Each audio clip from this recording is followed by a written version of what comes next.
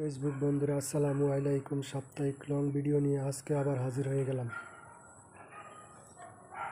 আজকে কথা বলবো ফেসবুকের ক্যান্সার নিয়ে। ফেসবুকের ক্যান্সার কি আপনারা জানেন? আপনারা ফেসবুকে কাজ করছেন, নিঃস্বার্থে কাজ করছেন। অনেকেই বলেন যে নিঃস্বার্থে কাজ করছেন, কিন্তু সত্যি কি আপনারা নিঃস্বার্থে কাজ করছেন? আপনারা নিজের ক্ষতি করতেছেন, অন্যের ক্ষতি করতেছেন। আপনার সামনে ভিডিও আসলো, আপনি দেখলেন, ধাক্কা দিলেন, এটা নিঃস্বার্থে কাজ হয়ে গেল? আপনার নিজের ক্ষতি করলেন এবং যার ভিডিওটা দেখলেন তারও ক্ষতি করলেন।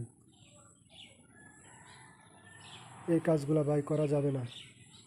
আপনি ভিডিও যদি দেখেন তাহলে সম্পূর্ণ দেখবেন, একটি লাইক করবেন, একটা কমেন্ট করে ভিডিওটা ছেড়ে দেবেন। তাহলে আপনার জন্য অনেক শুভকর হবে, যার ভিডিওটা দেখলেন তারও উপকার হবে।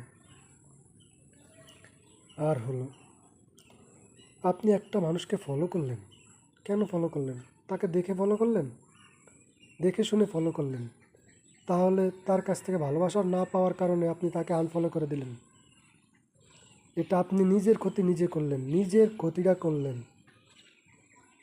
কারণ আপনি ফলো করলেন নিজে, আবার আনফলো করে দিলেন, তাহলে তার হবে না। আপনি যেহেতু ফলো করেছেন, সে ফলো ব্যাকে থাকবে, ফলো ব্যাকের আশায় থাকবেন।